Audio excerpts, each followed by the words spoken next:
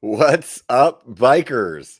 Episode 142. Today, we're going to have Chris from Ministry Cycles. I'm really excited about this.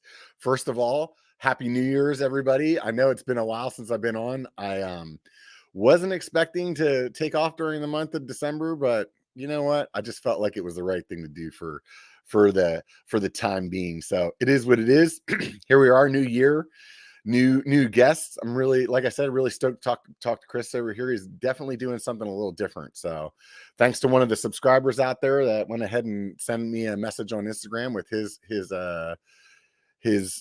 page. And here we are. So if you ever have an idea for a show, feel free to reach out to me. Like I said a minute ago, Instagram is probably one of the best, or Facebook, one of those two. Obviously, you can comment on YouTube, but it doesn't really make for a good two-way conversation. So that, I guess, is a good reason to go over to one of those two places and give me a follow at B1KER B1. That'd be great. I like seeing those numbers get a little bigger. So anyways, if you're listening on YouTube, you know what to do. Smash that thumbs up or hit the subscribe or however you want to say it.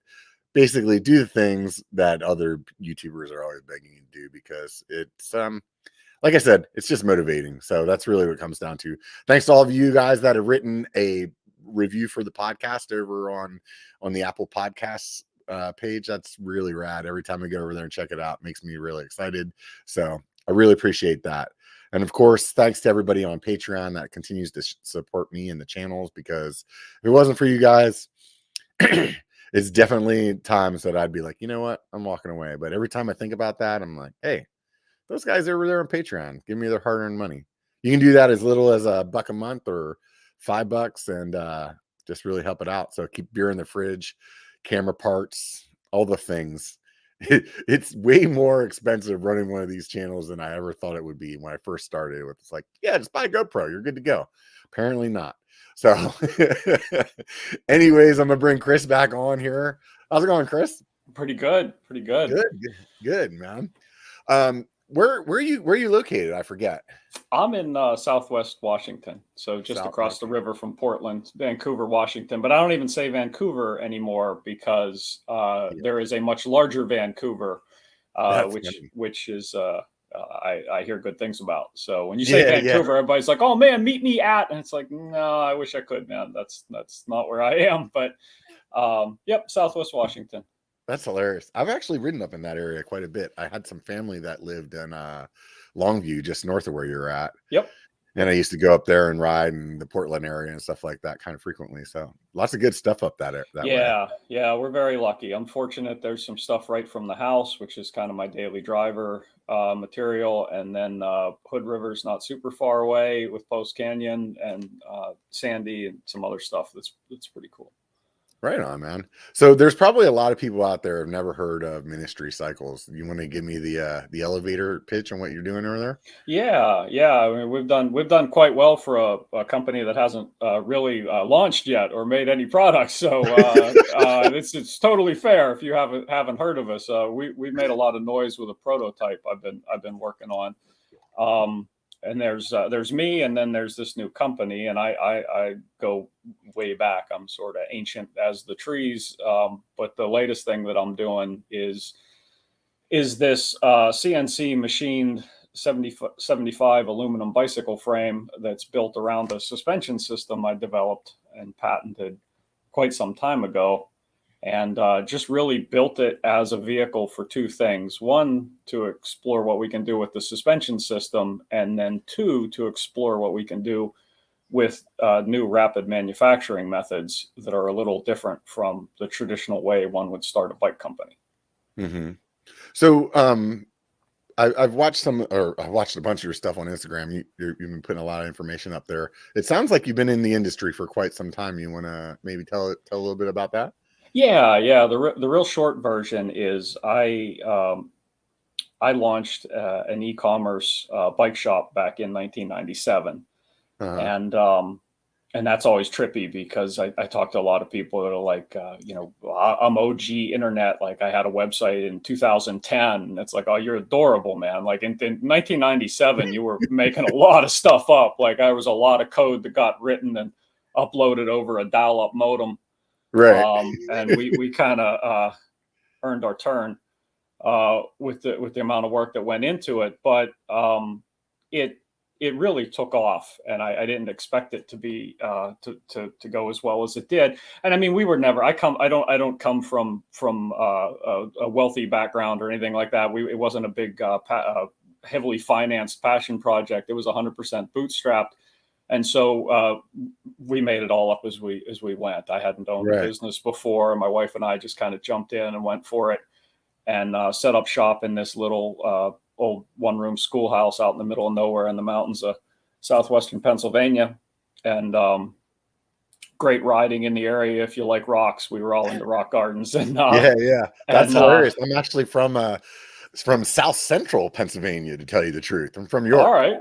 There you go. So there was a lot of, like, when 29ers came out, it was all like, well, this is going to be so much better for rock crawling. I didn't even like handling and Gary Fisher center of gravity and everything. That's cool too. I didn't even think of that. But look, I can go over this rock that I used to fall in between before. But man, I'll tell you what, those rocks back there, it's been a long time since I was at home riding. And this summer, I went back, and it was like the first time I've ridden back in Pennsylvania in probably like 20 years. Yeah. And, 20 years ago, what we were really riding on, I mean, we were basically riding fully rigid, like, road bikes with fat tires, almost a gravel bike, right? I mean, basically back in the 90s, right? Yeah. And so, like, the trails that we were riding were not the trails that they're building now. So I definitely went back with a different mindset, like, oh, I'm going to go tear this place up. And man, I got my ass handed to me a little bit. It's definitely some good stuff there. And the tech is like way different than what I'm used to out here on the West Coast, because it's like we don't have to deal with rocks that are slippery out here. Like, when we see rocks, we're like, oh, sweet, that's gonna grip. Yeah, well, I mean, I got plenty of slippery rocks, but it's a different kind of thing. Like the rocks back east, you have the only way I've been able to communicate it to people who haven't ridden out there is if you picture like a medieval graveyard from like a B movie or something, and then just put all the tombstones really close together and at all kinds of jagged angles, and then just ride over them. Because usually there's a kind of flow to the rocks that you can find on even some techie trails here in the West, but in the East, it seems like they're all sharp and pointed right at you, and they're kind of deep in between. So it's all about kind of momentum and and then they sprinkle leaves on top of them so you can't see any of the cracks. the hidden stuff. Yeah, the hidden stuff got me. I'm still nursing a little bit of broken ribs from the leaf trap. Even out here, out west, I went over something I'd gone over a million times, but there was some leaves over top of everything, and the roots underneath were all super off camber and more slippery than usual. And it was one of those just like body slam before you can even get an arm down. So I'm still kind of recovering from that a little bit. But yeah, that was always fun too. Like the mystery, the leaves all accumulate, and you see like the iceberg tip of the rock, but there's all kinds of badness lurking down in there. And I hear you. I was filming on this trail, and I literally just got done telling the camera, like, oh man, that other trail that I rode earlier was not as fun as this one, but this one seems a lot easier. And right about then, I was upside down with my handlebars shoved into my stomach, and I was like heaving and like knocked the wind out of me. The freaking bell was rung, the whole thing. I was like, oh man, apparently I need to like turn the attention up a little bit. It's just a whole different animal. The pace is what's different. The opposite, coming out west from originally riding so much in the East, everything was super slow speed.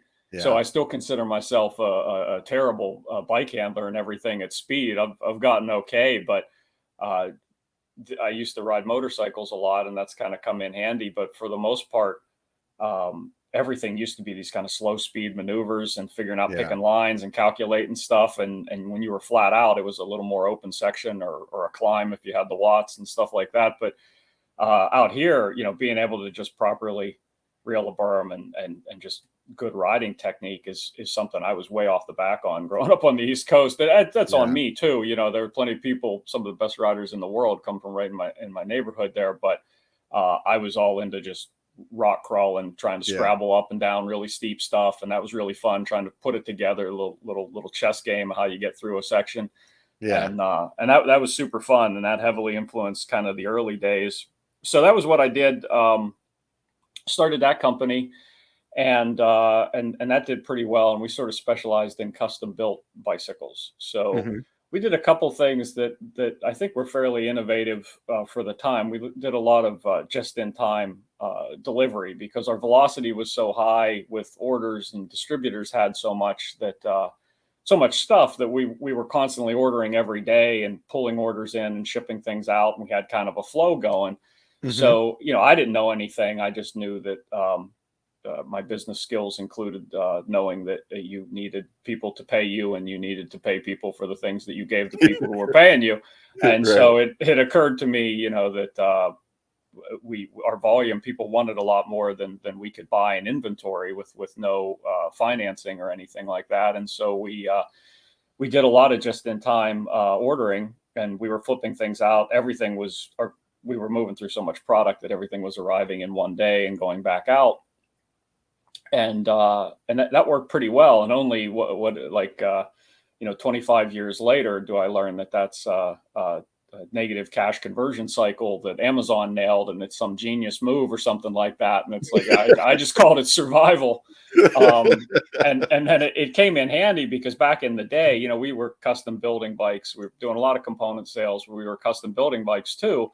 And that was still a pretty novel idea. You had some of your mail order guys before there was even the internet, your guys with catalogs and stuff. But like we the really old NASCAR or like and some little guys. I can't even remember some of the names and everything. But we really kind of went all in, where there was like a fit system we had online, and we were super into communication. So it wasn't unheard of to exchange 100 emails with a customer who was thinking about a bike, and we really became, there was some gravitational pull to us because we were riding all these cool bikes, and there weren't a lot of places that were riding these little boutique brands, let alone all of them, to be able to compare. So if somebody called and said, how's a horse link ride compared to a single pivot Santa Cruz back in the day, or what should I buy a Titus Racer X, or should I buy it's Mountain Cycle San Andreas, all these questions and stuff was really exotic. So people really respected that we were really straight with them about how things rode, the upsides, the downsides, and we got a pretty good reputation that way. We didn't have YouTube or anything like that to go look at for like reviews and stuff. I mean, even websites didn't really have reviews and things like they do now, where it's so easy to go out and get people's opinion and kind of weigh like, okay, well, 80% of the people are saying this, and there's 20% of them that are saying that, and 5% of them hate everything, and you know what I mean? Like, right. Build an opinion, by logic, But back then, it was definitely. I mean, that's why like the local bike shop was so important to go into, because they actually knew, Yep. And so, I mean, we essentially we had a local presence too. We essentially were that, and we treated it that way. Somebody would the way somebody would come in and say, "Hey man, I broke my handlebar. I need a new handlebar. What do you recommend?" We were just doing that via email and phone calls, and getting quite a few of them. And then we did have to inventory a lot of these frames because if you go way back, you recall that Santa Cruz and Titus and some of these brands would have like, I don't know, like 45 color combinations. Like there was a time when you'd buy Santa Cruz and you could get a different color swing arm from your front triangle, and you could go nuts with it. And so by the time you built the whole bike up, it was very difficult to have all these frames in stock. So we would have to buy as many frames as we could sort of afford and stash away, because they never had enough frames to go around. And so we would buy a bunch of frames and kind of stash those and have those around, so we could try to have some pretty quick turnaround when somebody wanted a custom bike. But that made it all the more important to save money where we could with the componentry. So that was coming in just in time. Parts were going onto the bikes, and it was a blast. I mean, it was really cool to be able to build some of these bikes, and that's what got me really into it, is learning about the bikes, how this bike rides compared to how that bike rides, some of the differences in the suspension behavior and everything. I just got obsessed with it. I was always pretty mechanically inclined, but getting to wrench on and ride so many of those bikes was just a huge inspiration. So before that company started, were you just a guy that was into mountain biking like way in the beginning, or motorcyclist, or? Yeah, when you mentioned what we used to ride being essentially gravel bikes, I mean, any gravel bike being made today is way more robust than Oh my yeah, first mountain yeah, bike. You know, yeah, yeah. I had a which isn't to take anything away from it, but it was I had a Jameis Dakota. Uh-huh. And I've done some design work, suspension kinematic stuff for Jameis since, and I was talking to them, and this goes back before even some of them who are there now remember, but it was obviously a really old frame, and it was all steel lugged frame, and I ended up it had like a road fork, but it was Mhm. basically a road fork with tiny, tiny, tiny little thin dropouts. Yeah. Yeah, my first Giant was 92, I think, and Yeah. they said it was oversized tubing, and if you were to look at that bike right now, I don't even think the top tube was or the seat tube was, like, as thick as my stanchions on my fork right now. Right, You know what I right, mean? yeah, Like, yeah. and that was oversized, you know? Yes, no, absolutely, and, yeah, I remember, and I think I've told this story a million times, but I was riding it one day, and, because it did essentially have a road fork, I went into something and I snapped the dropouts off of the fork, Mhm. basically, and, I knew nothing about materials, so I one side cracked, and I thought, well, maybe I can make it home. And the answer to that, and for anybody else who doesn't understand how materials work, the answer to that is no. You will not make it home with half of your fork cracked, and uh, and so the whole front wheel came off, and ended up having to carry the bike the whole way home, which wasn't crazy, but it was several miles away. And this was when I was very young, and a car pulled up, and I thought that this person was maybe going to rescue me and help me out and give me a ride. And all she did was ask for directions, and I gave her directions to where she needed to go. And I thought maybe, okay, then that's the whole, like, oh, then it looks like you need help, because I literally have my bike slung over my shoulder, cyclocross style, except that in my other hand is a front wheel Right. with the part of the fork dangling from it. And she just said thanks and took Drove off. off. And so away I went, carrying my bike home. And I forget what I ended up. Oh, they replaced it because they're good. They're good people. So I did end up with a new fork, um, and rode that for a while, and then eventually graduated up into some full suspension bikes, some kind of Mhm. whatever I can manage to afford. Cobbled together the cash when I was.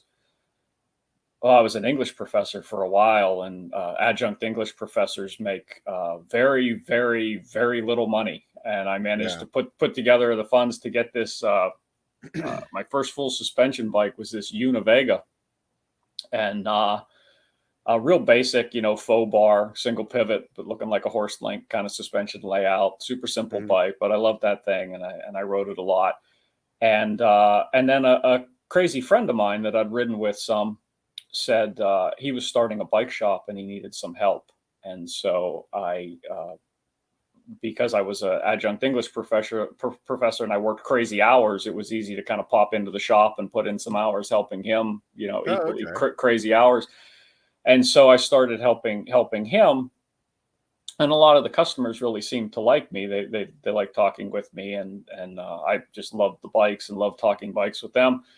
And that became kind of the inspiration that it would be fun to have a shop. I think a shop would be Yeah. cool. Like, this is a nice community space, and I really enjoy this. And it's one of those things. Today they would say that you find something you love, and it's not like you're working. And it was a little bit like that, in that even difficult challenges were still kind of fun because you were Right. messing around with toys that you loved. And so Right. yeah, that led to me saying, I think it would be really cool to start our own bike shop, but I'd like to do it on the internet. Yeah.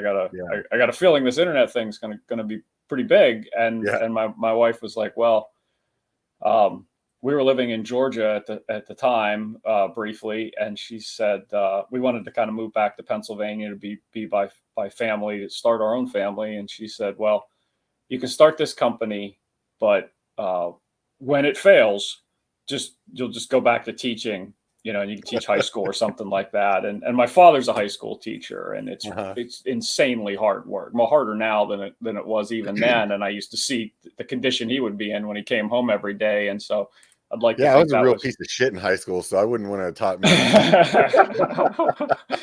I can only imagine what they deal with nowadays. Well, I know from my experience teaching that it's when I was lecturing, when I was the professor at college lecturing and stuff, it just drains the hell out of you. I mean, you come home and you're just wrecked. And it's always the same. You're kind of always on. It's almost like stand up. Like doing stand-up just like all the time. And if you take it seriously and you're really kind of trying to convey knowledge, it's a workout. And so I was really motivated, but it was crazy times back then. Everything was find a computer, get it to work. Oh no, the computer quit working. We're going to go out of business, find another memory card, make it work yourself. It was all just like you did it all yourself. And had a friend who could write a little bit of code, taught myself to write a bunch of code, and away we went. We just started adding products, got a payment system, and you had to do it. There was no Shopify back then. You had to do it all yourself. So it was a wild experience. And then I thought, well, there we go. Okay, we're live. Nobody will do this. And then the orders just started coming in, and that's always a wild experience. Yeah. And we knew pretty early on we were just really going to be all about customer service. So people had an issue with something, they wanted to return something, we were there for that. Yeah. Right on. So that then, how did that end up, like you getting into a spot where you're deciding to make your own suspension? Yeah. Well, it seemed to be that the thing that you did was you started some type of e-com or retail component, and then it seemed to be that the way you wanted to grow was, if you remember way back in the day, the Nash bars that you mentioned and stuff, they had their own house branded stuff. Yeah. And the sensible thing to do if you're one of those companies back in the day, Performance or Nash Bar or something, was to go point to a bunch of stuff in a catalog and buy a bunch of pumps and tubes and stuff like that, and sort of white label, brand your own stuff and sell it. And sell it. Okay, and my method was what could be the opposite and most difficult version of that. And so what I did was I said, well, we need to make our own frames, and not just make our own frames. We need to, we need to come up with something that's never been done before. We need to do something really cool. And so that had been in my head really from even before the company started. You always want to make your own bike and do cool things and everything. But the more bikes I rode, the more inspired I was by certain designs. And I was fortunate enough to get to talk with guys like Chris Kokalis now at Pivot, and Joe Graney at Santa Cruz. And you don't need to look any further for inspiration than individuals like that. And so it was something that I wanted to do. And there were many, many misadventures along the way of deciding, okay, I want to make a bike.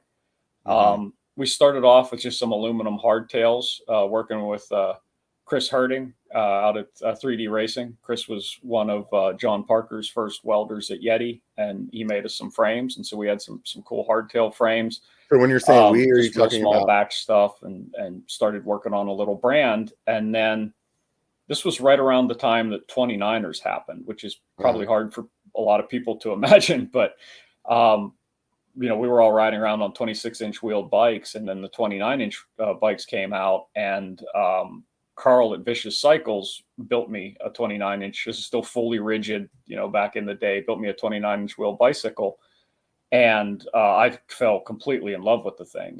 As we said, for kind of crawling over the rocks and just hammering through stuff, the wheel size was incredible. So the problem was, and a lot of people probably don't realize this, that back in the day, the way most bikes were designed, if you added the large wheel, you had very little travel. It was very difficult without making really long chain stays to get any type of movement to the suspension system. So there weren't many people making bikes that were both 29-inch wheel and full suspension. And I kept bugging Cocalis to make a Titus Racer X with 29-inch wheels, and he finally did, and he made me one. And what Titus would do back in the day is if they did a custom bike, they would do a titanium front triangle, and then they would fab up an aluminum rear end. And so I got this thing made, went out, absolutely fell in love with the bike, and there were no parts available for 29ers at the time, so I ended up making my own. You're thinking out of an old Marzocchi Shiver SC. What year? What year are you thinking this is about? Exactly. Maybe 2008, 9, something like that. Sorry, I had you on mute here for a second. Say again. So what year was that you were thinking? Oh man, that was probably like 2002-ish, 2003. Oh, okay, so even earlier than what I was thinking. Okay. Yeah, I think that was pretty early on. I'm trying to think of when. I have to go check the garage. I still have have that Titus. See if there's a serial number on there that would have any info. Chris might know. Yeah, I don't really remember. Like in my mind, for some reason, I was thinking the 29er thing started happening around like 2007 or something like that. But I guess it was earlier. So it might have been. I might be off on it. I could be totally wrong too, man. So nonetheless, I was just trying to get an idea of it. So basically, you had this custom bike made, and that just kind of got you got you thinking about how you would do your own, or? Yeah, I got really into the suspension component and mapping out the pivot points and understanding how things work. And then the 29er piece is really important here, because when I mentioned you couldn't get much travel out of the 29-inch wheel, what I started obsessing about was, well, how do you do that? Mm-hmm. And what you need is an axle path that's a little more rearward, not as extreme as what you'd see with the high pivots these days and everything. But you do need an axle path that's a little more rearward and has a little more control to it. And we were starting to see, so the horse link bikes were pretty well established, and you could do a lot with a 4-bar horse link bike. But the short link bikes were starting to show up. You know, the early days of some of the first DW designs and stuff like that go way back. But you were starting to see some of these designs, and it was pretty clear that you could do a lot of things with axle path. And so what I had this vision in my head of what I wanted the suspension system to be able to do with the 29-inch wheel, and how I wanted that axle path to be, but I couldn't quite, I couldn't figure out how to articulate it, and I didn't have the engineering skills, and I didn't have I didn't have a way to communicate even to myself what I was kind of seeing in my head. So one day I ended up, I just cut some little pieces out of paper and moved them around the way I was kind of seeing what was going on. And I understood, it became clear to me what it was this entire time that I was trying to do.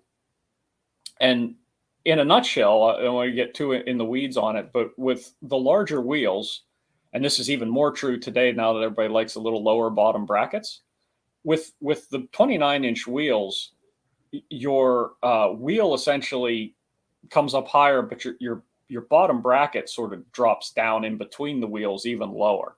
So that's why, you know, people love that stability, those low bottom brackets, heights, that feeling of sitting in the bike instead of on the bike. But the problem is that when you think about that and you visualize and you say, okay, you got your front axle, your rear axle, and then somewhere in the middle, you got this bottom bracket, and it's lower than those axles. That's almost like your rear suspension system is halfway through its travel when it's static before you even get on it, right? So, so you got to totally redefine the curve, the arc of that rear axle, and that's the part that I had always struggled with. And then when it hit me, like, okay, this is what I want to do.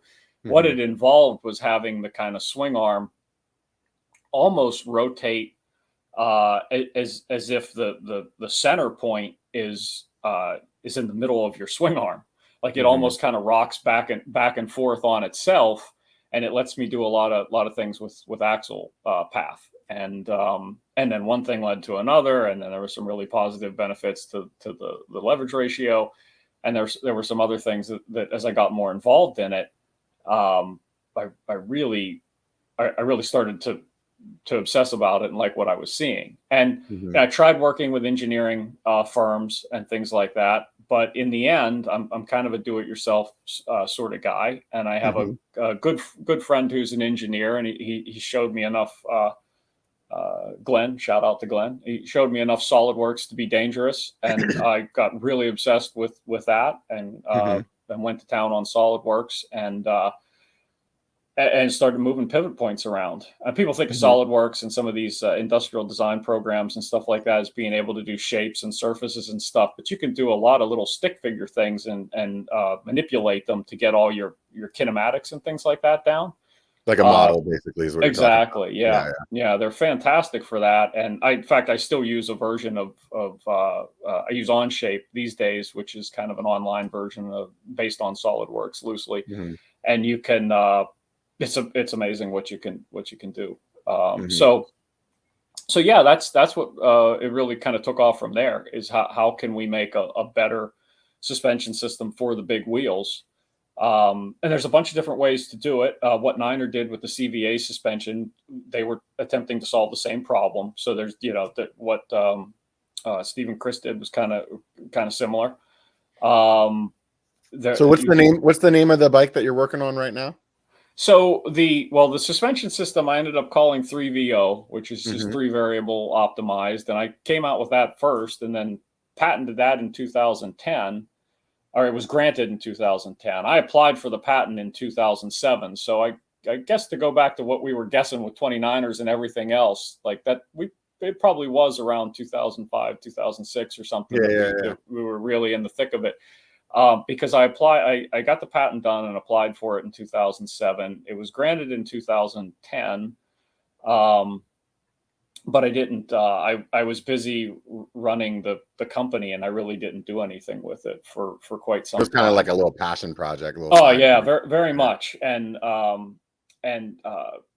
nothing was aligning, and it was, there just wasn't the kind of time to put into it. And a lot of stuff was happening with the online business.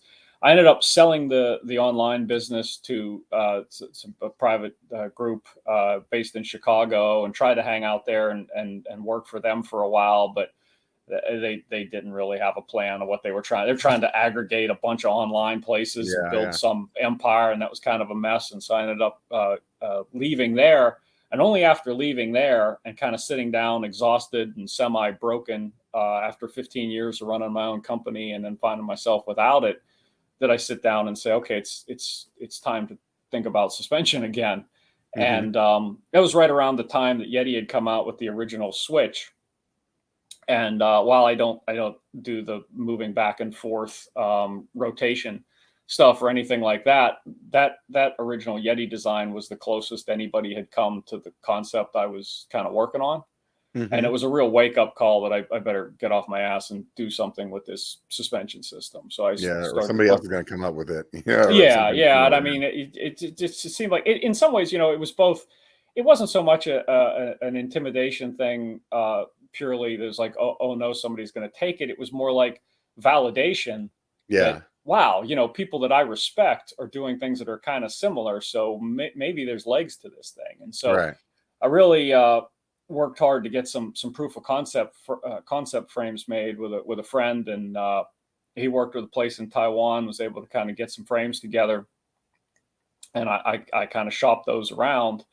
And at that time I was working for Stan's No Tubes, and I knew a bunch of people through Stan's, and ended up talking with Sal at Jameis, and I said, do you want a sample frame? And they did, and they were pretty blown away with how it rode. And so they were revamping their mountain bike line, and they brought it on.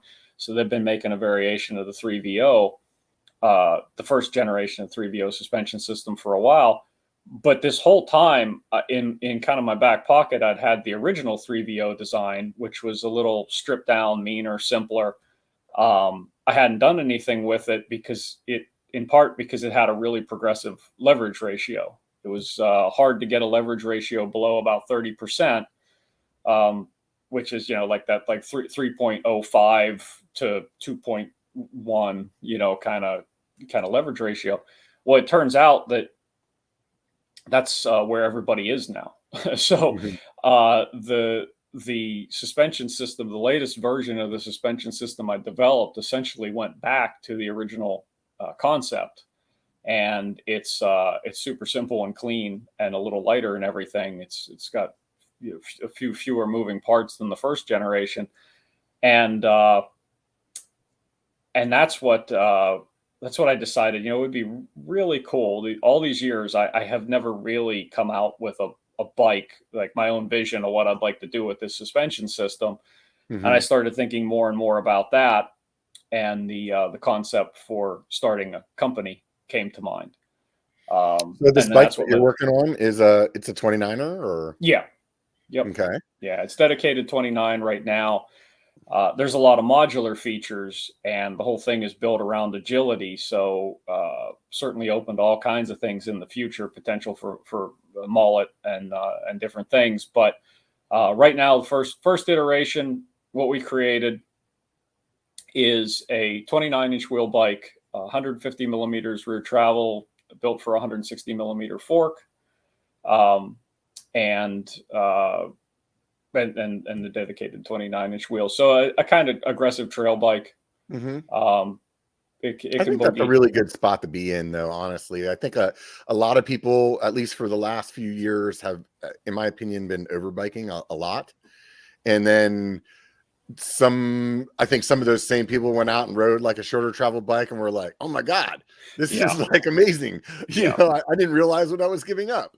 And then somewhere along the line, they're falling into that middle spot where it's like, you know what? I don't want to have 15 bikes in my garage. Let me get a quiver killer.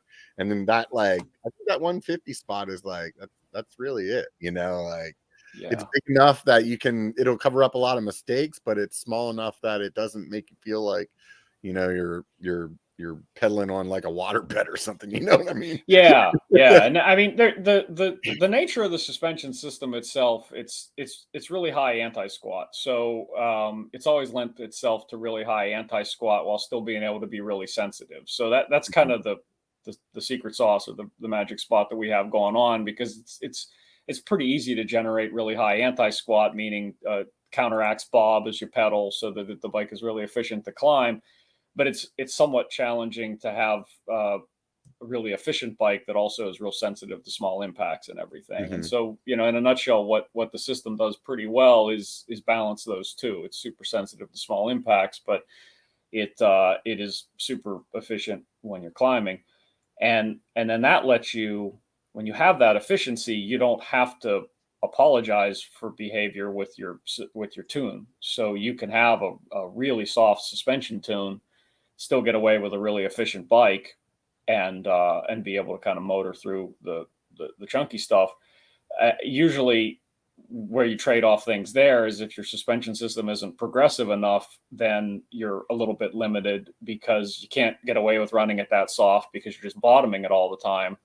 But the kind of 3 variable optimized 3VO thing is just a matter of putting all these things together, where the progressive leverage ratio, the anti-squat, and the axle path, you can really kind of create this bike that performs pretty well. And so that was the heart of it. And then, of course, in keeping with my habit of not ever doing anything the easy way, I didn't want to make like a conventional bike. So if I was going to do a version of the suspension system that was my own brand or my own creation, I started thinking about crazy ways to make bikes, ways that were a little off the beaten path, not your traditional welded tube construction or carbon.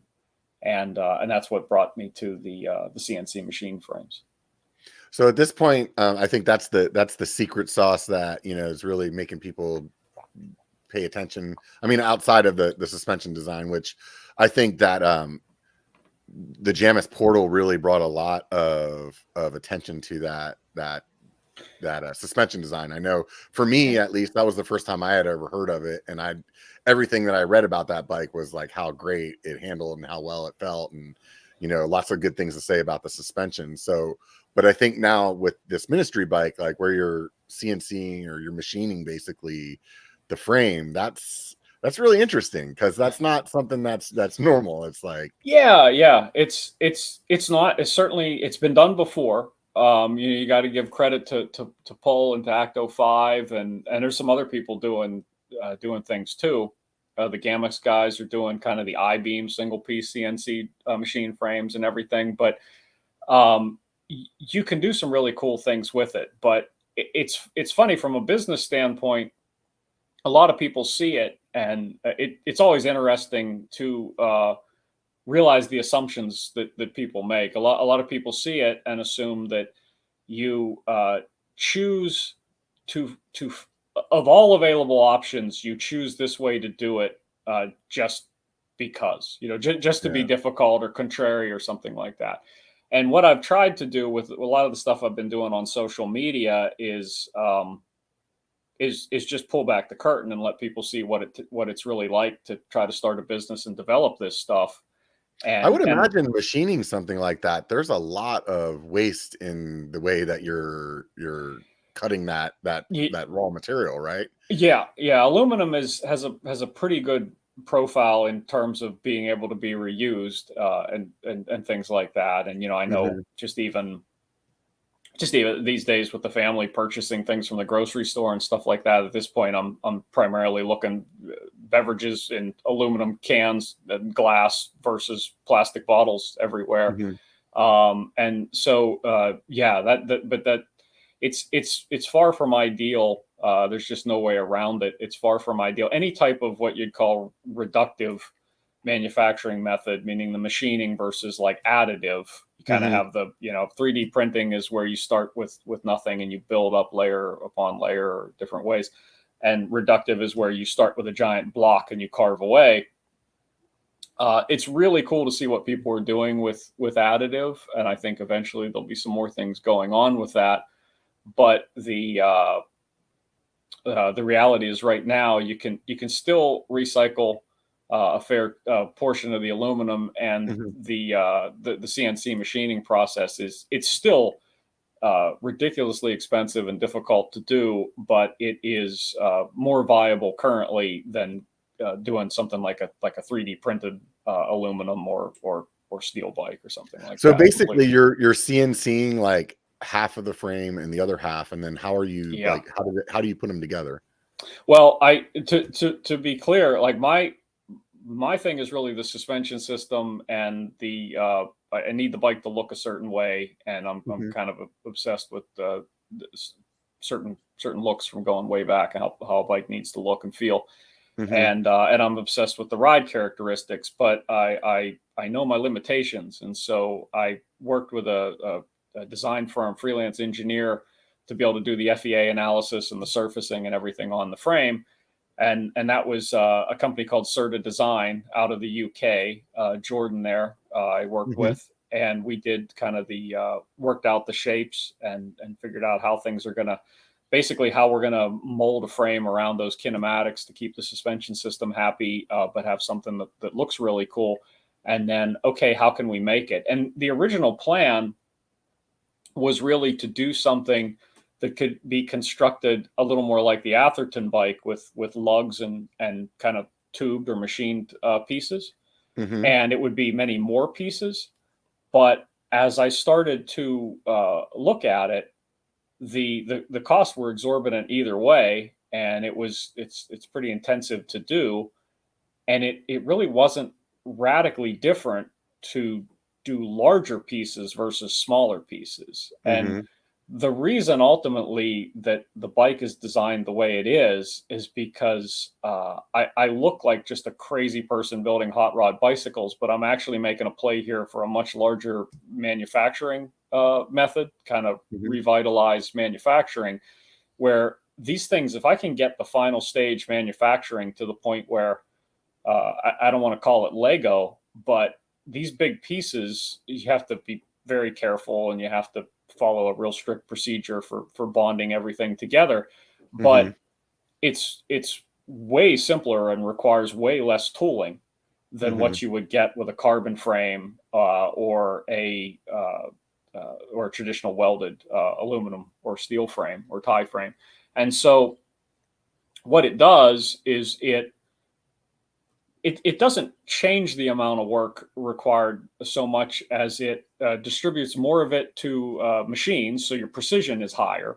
it removes a bunch of, just bullshit noise from the system. I don't have to send this thing to someplace else for heat treat, to here for this, to here for that. Like, it streamlines the entire process. And so in small scale, it's still very expensive to produce each one because there's not a lot of volume there and everything. But ultimately, there's a reason. And if you look at what some people are doing with manufacturing, both in the bike industry, but more predominantly outside the bike industry, you look at like what Zinger and Divergent are doing with hypercars. There's a company called Zinger, Czinger, and the father-son duo that set up this company. They're basically 3D printing hypercars, and they have a completely automated system. So in addition to making their own really amazing vehicles, they're now doing contract work for the Aston Martins of the world and some of these other companies. I think it's Aston Martin they signed with. It didn't disclose all of them, but if you need to make really cool things and you need to make them on demand, and you need to make them in a specific quantity, not mass produce them, you need to find new ways to do things. And in a nutshell, my version of sustainability is don't make more than you need. Right. So initially, when you started going down this path for how you're fabricating the frame, was it a ride quality thing or was it purely a manufacturing thing? Like, what was leading you in that direction? It was purely a manufacturing thing, and then we would have to see what the ride quality was like because it's not really the same as like a carbon road bike or something like that. I mean, the suspension system is doing a lot of the work on a bike like this. You got a lot of stiffness characteristics and a lot of tunability with the frame characteristics, and you need certain components, elements to be in place. But you can make a really stiff carbon bike. You can make a carbon bike stiffer than you would want to use, and you can do certain things, but it really was, what can I do that is a completely different way of manufacturing bicycles? Because I think, there's a lot of talk these days. On the flip side of what you just said, though, I mean, you could also make a bike that's like way too flexy. So yeah, I mean, you could go ahead and be like, yeah, this is a great way to do it, and we could do it totally different. But you put your ass on the seat and it rides like shit. It's not a good idea. Well, it's funny because somebody asked me. I'm trying to think. I can't recall who asked me, but somebody asked me, so how's it ride? And I'm so busy obsessing about all kinds of other stuff that it does ride different. It doesn't ride like an aluminum bike, and it doesn't ride like a carbon bike. It's got a really cool feel to it. But I was so busy, like I figured I get this thing. I'm investing a ton of money into the machining of these things. I'm working with an engineer. I'm working with a factory to do the machining. I'm not a little guy in a garage whittling them together himself. And that's by design as well, because the alternative is, take a welding class, make a bitchin' high pivot steel hand-built frame with and just kind of go, and then give it a cool paint job. That's cool, but that's not really reproducible. And I want to be somewhere in between. Santa Cruz and the company making 14 frames a year. Right. So the idea is that it is a pretty radical way of doing it, but it could scale. So I was so obsessed with, like, okay, you get this thing, and if you've ever people out there have ever kind of put a lot of time into something, and there's that unveiling, whether it's a paper you feel good about that you wrote for school, or whether it's something you did that you hand off and get people's reaction to. When you first do something like this, I get these pieces, I bond them together in my garage, I go ride the thing, and you're just so amazed that it works. There's so much that could go wrong that that whole process, I didn't get around to thinking about, like, well, how is it behaving until 200 miles later. So how do you bond it together, though? How do you do that? Well, the design is made for the bonding process. So the entire thing, and there's not one specific way to do this. And I got a lot of people DMing me asking, how they would do it themselves and things like that. There's not one particular way to do it, but you need super tight tolerances, which you can achieve with the machining. Right. And you need what the way we did it is we have giant lap joints that run the whole perimeter. Both, if you think of a frame as a kind of complex little Easter egg, that thing comes, if it's hollow on the inside, comes apart in two pieces. Well, there's got to be like sleeves, a way for the pieces to fit together. Mm-hmm. So there is a giant lap joint. There's a one part of the frame that fits over the other part of the frame. And so you have this enormous seam that runs the whole way down the middle of the frame. And in terms of bonding, what the industrial adhesives like is surface area. The more surface area you have, the stronger it's going to be.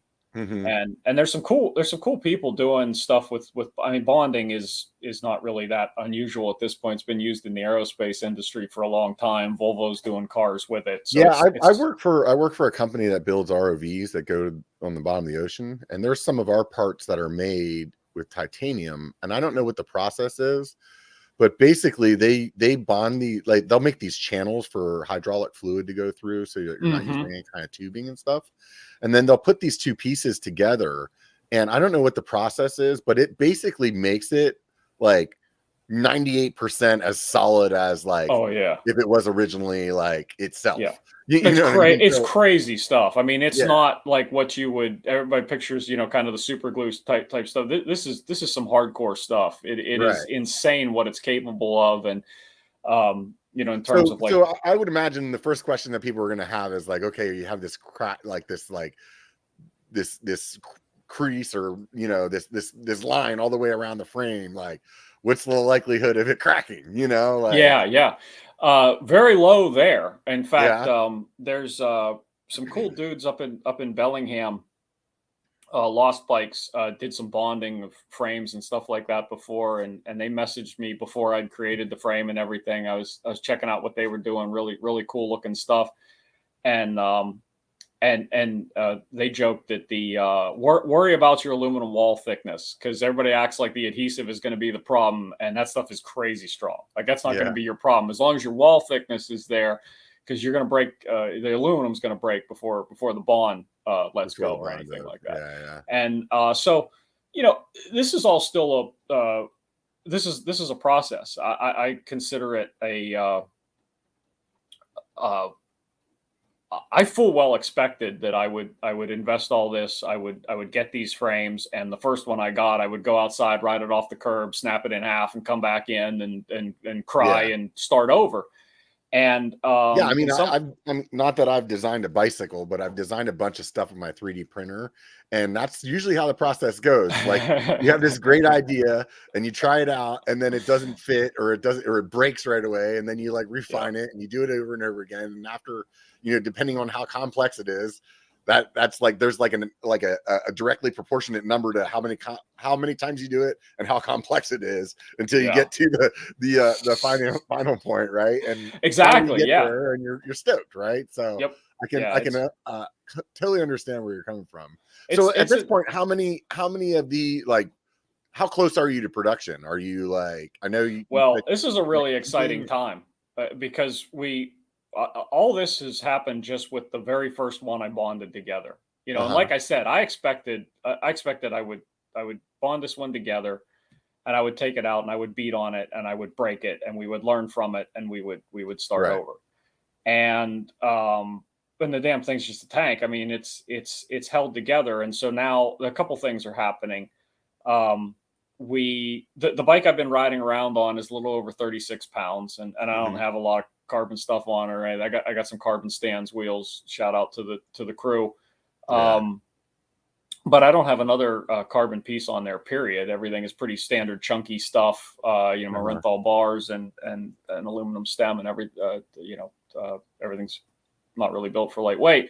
And that's with the coil spring shock and with clipless pedals on there and stuff, platform clipless So pedals. at 36, I mean, that's a very I'm in the normal ballpark, right? But Yeah. the frame was still kind of heavy for what it is, and we overbuilt the hell out of it with some of the stuff. Like some of the areas were just anytime you do something the first time out, you kind of overbuild it. And so simultaneously what's happening right now is 4 of the next version have just been machined, the individual pieces.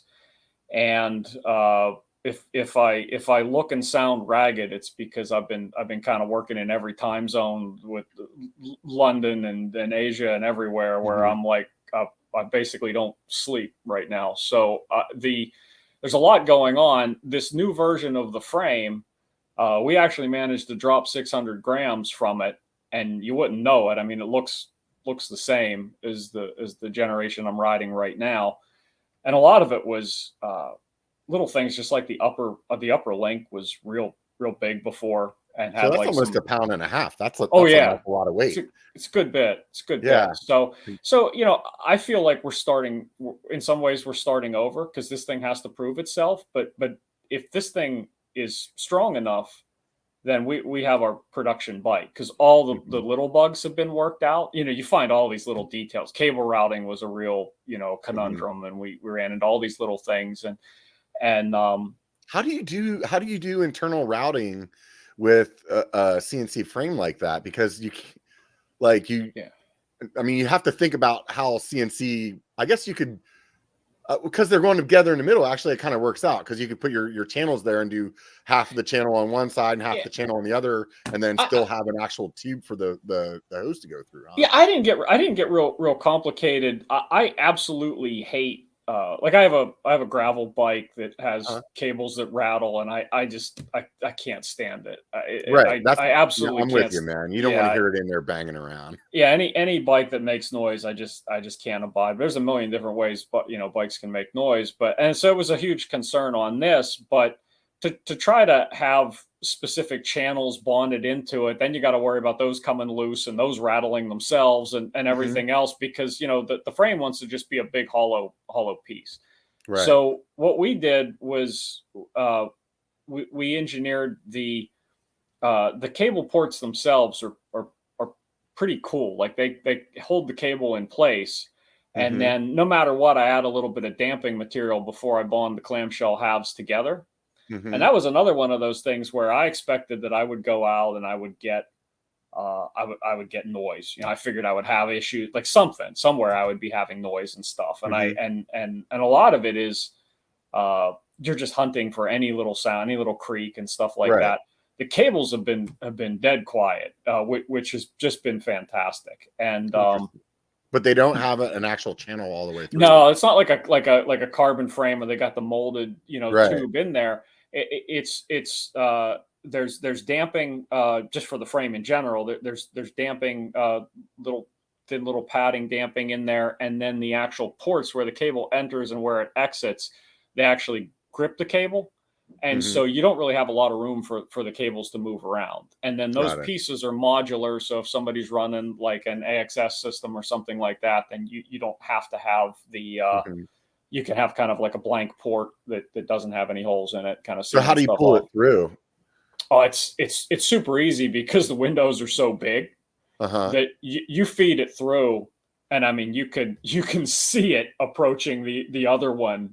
Personally, I have a little awl. I have a little like an old feedback tools little awl with a little, and I just grab it and pull it out. But you could do the same thing with a screwdriver, just about anything. It's like a little park tool pick or something like that. Yeah, exactly. Yeah, it's actually super easy to work on that way. And that's one of those things where I spent 25 years doing this stuff. So little things that's hard for me to believe that just the caps keep it from rattling in there.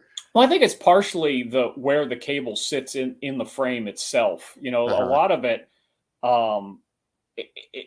cables are like somewhere up there with quantum mechanics and string theory is like bicycle cable routing, because like what you would presume, the behavior you would presume is not what happens. And I fell for this. Like the first prototype bikes that I ever made, I'm like, well, you want just the cable to go straight to the rear brake caliper, right? So just beeline right to that thing, and there you go. You're golden.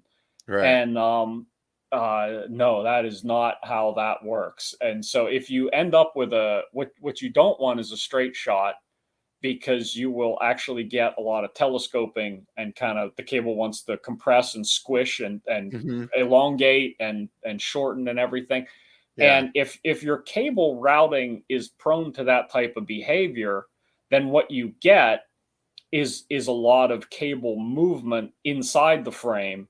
And that's independent of just landing stuff and smacking around when you're going through, braking bumps and stuff like that. So you get a lot of that. But what I found, I expected, okay, for this first frame, I'm going to do this experiment where I'm going to use this really sparse padding. And I figure I'm going to live with cable rattle, and it's going to drive me crazy. And I'm going to take that information and learn from the next one. And it's been totally quiet. And I think a big part of that is that the cable is very isolated and there's not movement going on. So how many people are riding the prototype? Is it just you, or this one's just me? And then I put out the call for test riders to actually beat up this next one, because the next one is all that. Yeah, I'm sure you got about 1 billion replies. Yeah, right? it's been quite a few, and they're still coming in, and I appreciate all the people from really, really far away. I've had people from Australia and Israel and stuff that want to ride it, and that's super cool. We'll finally have that opportunity. I mean, some people in the neighborhood have pedaled it around, just guys I ride with and stuff, and then some people have seen it on the trail and been like, "Oh shit, that's the bike," Yes, sir. And so how many do you have coming for this first round of prototyping here? This batch should have 4 pieces, and so I tend to be a really I tend to dot I's and cross T's. So even though I haven't produced a single bike to put on the market yet, I have insurance on everything. I'm planning on having warranty stock. And I am prepping to send a frame to ACT Labs for testing, get everything certified and everything. So there's a process, and lab testing will be involved. So one of these out of the next batch goes off for lab testing. One gets under a rider who can thrash it thoroughly, and then there'll be a couple extras that we'll see what we do with based on that feedback. Got it. So, shoot, I just had so I noticed on the suspension that you had the EXT coil on there, which I've been riding one of their coils lately, and it really just like, I've been crazy impressed with it. Yeah. What made you dial in on them? Oh, I've always heard really great things, and I wanted a coil because it is a very progressive leverage ratio, and it lends itself well to a coil. And that's just they're widely regarded as the gold standard, and riding it, I can understand why. What I didn't expect, it's just been a series of surprises, and that's kind of why I'm doing it. It's just a really wild experience. But one of the things I didn't expect was that with the coil, I expected the bike would be faster on the descents, and it certainly is. It's smoked a bunch of PRs on descents and stuff, but it's annihilated PRs on climbs and everything. And this is against the 130 millimeter travel carbon bike I was riding before, and that was with the coil. And almost more impressively, it's I got trails that are I don't want to say flat, but they're not predominantly up and not predominantly down. They're kind of like not really flowy. They got a bunch of stumps and a lot of maneuverability kind of stuff, like a lot of off camber stuff and turns and ups and little ups and downs and stuff. And I wasn't trying to go particularly fast. That's actually just like the trail that I take to get to the little downhill section that I use for actual testing in the neighborhood. And I looked at the times on that, the little Strava times on that later, and on a section of trail like that, which is just like trail riding, like what 99% of people do, Yeah. it was ludicrous. I think that thing's like a half-mile section of trail or something like that, and it had lopped off like, minutes and minutes. It was like faster than any time I'd ever done on the little carbon bike. And I rode it a couple more times to figure out what was going on there. And it just, for something like that, I mean, the geometry is a factor and stuff as well, but with the coil spring, it just goes insanely fast.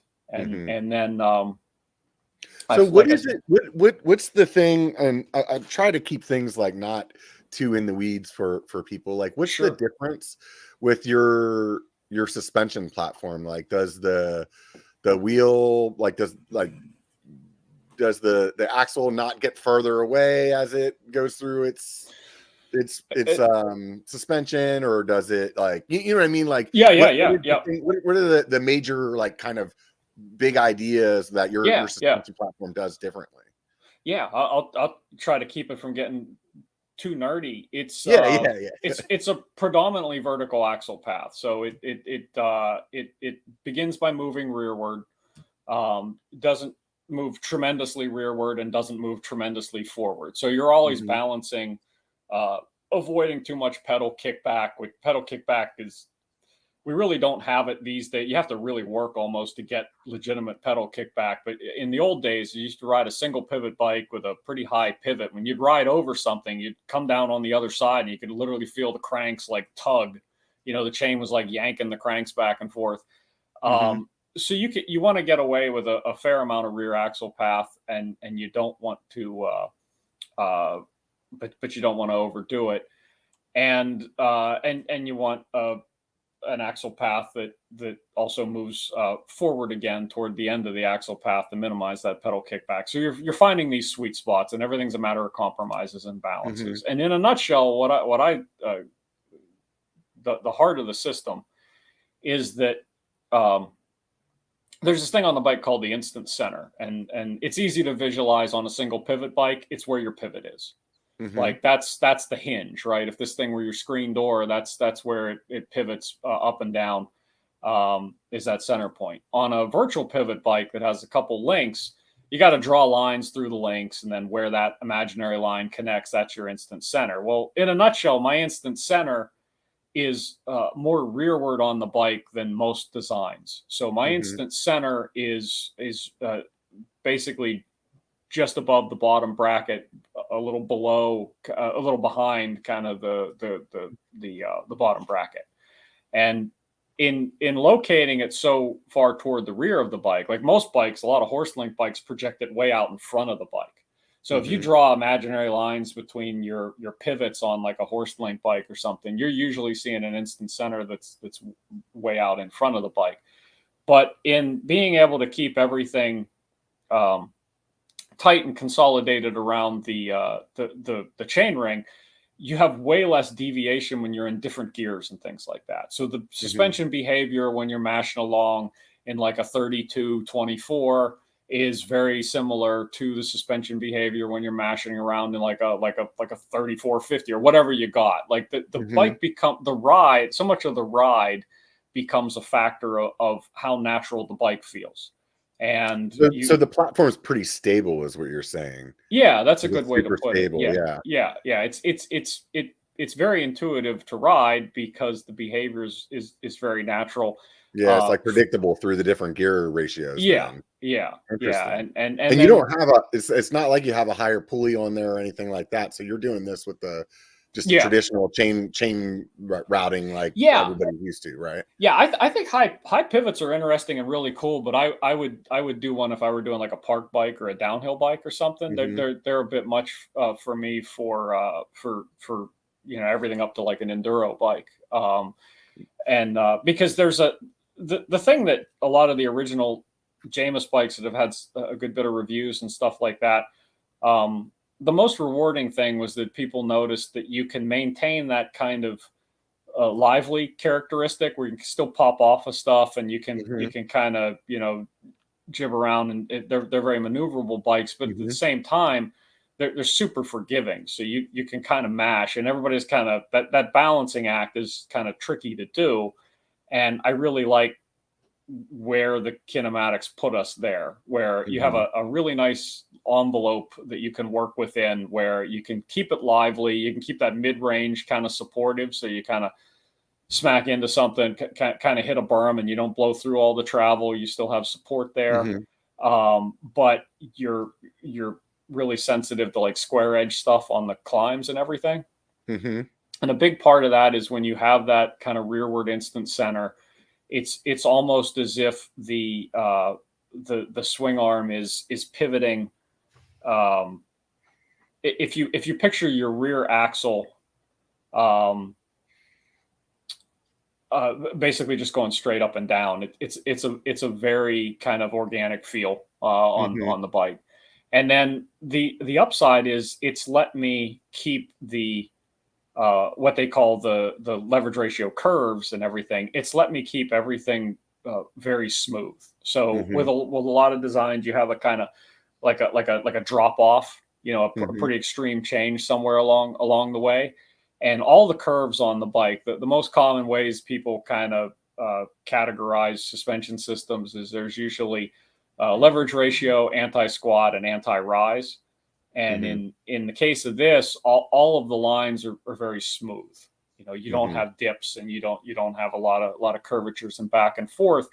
And that again goes to that rideability, that feel characteristic, where it feels pretty natural to ride. You want to kind of minimize unusual behavior where, oh well, every time you do this, it does that, and that's like a quirk, like, because you got enough quirks as a rider.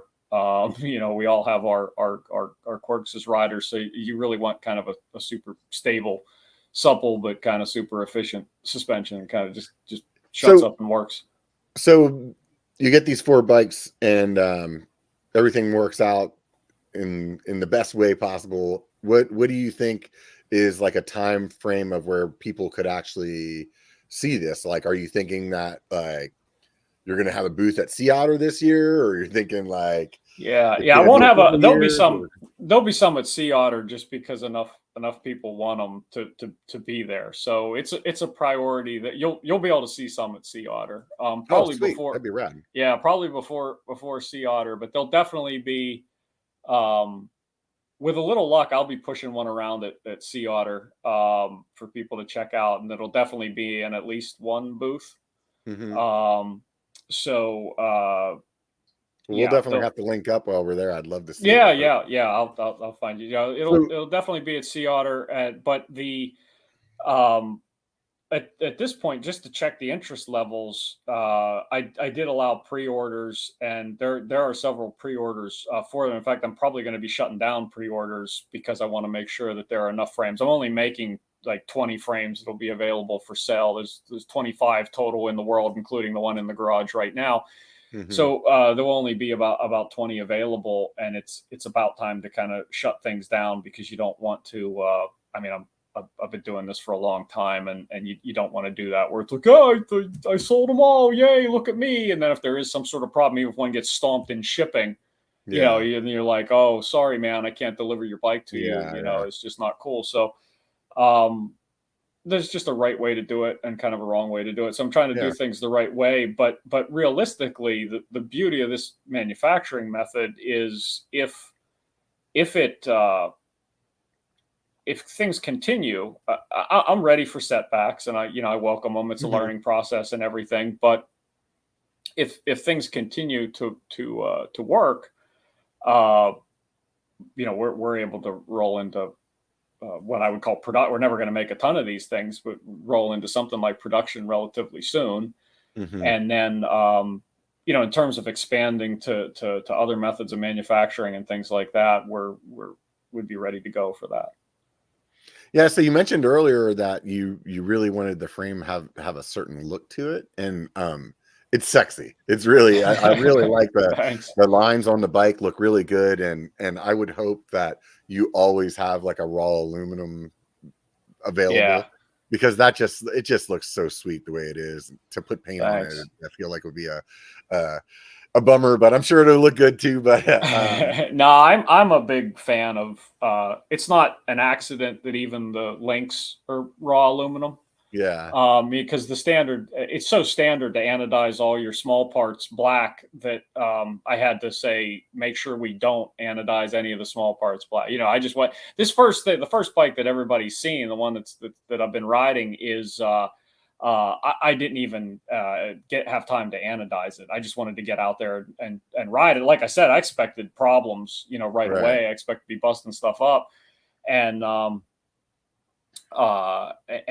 were little things that were wrong, but overall it's been phenomenal. But everything else has to be bead blasted and anodized. But I'm going to work my ass off to keep it looking as similar as it to the way this one looks now. Because that's my idea of a really good looking bike. Like if you can see the machining marks and some of the other stuff, that's really cool. So we got to protect it. We got to treat it. We got to have some sort of surface finish. So that's basically what the anodizing is for people. It's really just protection, and there's some things I want to be able to do with graphics and stuff that will be cool to do with anodizing, but there's no reason you couldn't Cerakote these or do anything else with it down the road. So there would be potentially options for something like that. But again, I'm pretty into the raw aluminum look. And it looks awesome. And I feel like you could do a lot with decals too, and really change the way it looks. And one thing I wanted to do was there's certain small details on the frame, like the cable ports and some little pieces there, and then we're going to be 3D printing a tailgate guard and a bash and a down tube guard for the bike. And in fact, I just got done ordering those and I'm going to be testing some materials there as well. Those would be little touches where if somebody wanted to, they could actually, I was going to make the files available. So if somebody wanted to 3D print their own color, and people like making that stuff at home, those parts are pretty easy to make. So like if you want orange little accents on the bike, like you could print them yourself, or purple or whatever you want. And it wouldn't be just the decal set. It would be, the actual functional parts of the bike that you make your own color. Yeah. That's pretty rad. So is this a 1 bottle cage, 2 bottle cages? What you got on there? It's got the 1 full-size bottle cage now, and then there's a second mount above the shock that you could do probably like a toolkit or something like that. I don't think you could fit 2 bottles on it. But 1 big bottle was the priority. And then this first version just has the 2 mounts, the toolkit mount underneath the top tube above the shock, and then the full-size water bottle mount down on the down tube. The one thing that I found that's cool is one of those little details that you don't really think about is it's been super muddy here recently, and you grab the water bottle and you go to take a drink, and that down tube is so big that nothing gets on the spout, the nozzle of the water bottle. I'm used to having to spit out a bunch of mulch and everything. Yeah, right. And it's like I was actually laughing alone in the woods the other day. People would think I'm completely nuts because you learn all these little things about the bike. And I grabbed the water bottle, and it was just like totally clean. It was a brand new water bottle I just took out. It was still completely clean. The bike was completely covered. But so the 1 full size, and then the extra mount. But with being as flexible with manufacturing, I'd love to make something really cool for the mount. So it's like a little stash kind of case or something like that that you could bolt on up there.